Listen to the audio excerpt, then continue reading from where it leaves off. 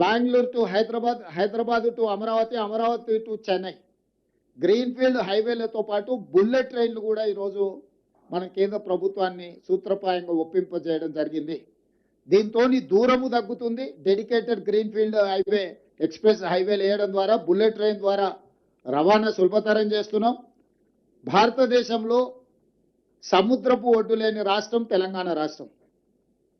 ఒకప్పుడు నిజాం ప్రభుత్వంలో మచిలీపట్నం పోర్టు కూడా మన దగ్గర ఉండేది, నిజాం రాజ్యం ఉన్నప్పుడు.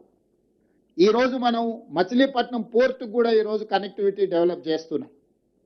తద్వారా ఈ మ్యానుఫ్యాక్చరింగ్ జోన్లో సొంత దేశాలే కాకుండా విదేశాల నుంచి కూడా పెట్టుబడులను ఆకర్షించడం ద్వారా ఈరోజు అభివృద్ధి ప్రణాళికలు సిద్ధం చేస్తున్నాము. ఇవాళ తెలంగాణ రాష్ట్రంలో ఒకే ఒక ఎయిర్పోర్ట్ ఉంది. ఇంకా ఎయిర్పోర్ట్లు రావాల్సిన అవసరం ఉంది. పారిశ్రామికవేత్తలు అడుగుతున్నారు. అందుకే వరంగల్లో ఒక అంతర్జాతీయ స్థాయి ఎయిర్పోర్ట్ నిర్మిస్తున్నాం. ఆదిలాబాద్లో ఎయిర్పోర్ట్ నిర్మించాలనుకుంటున్నాం. భద్రాద్రి కొత్తగూడెంలో ఎయిర్పోర్ట్ నిర్మించాలనుకుంటున్నాం. రామగుండంలో ఇంకొక ఎయిర్పోర్ట్. అంటే రాబోయే రోజుల్లో తెలంగాణ రాష్ట్రానికి అదనంగా 4 కొత్తగా ఎయిర్పోర్టులు మనం తెస్తున్నాము.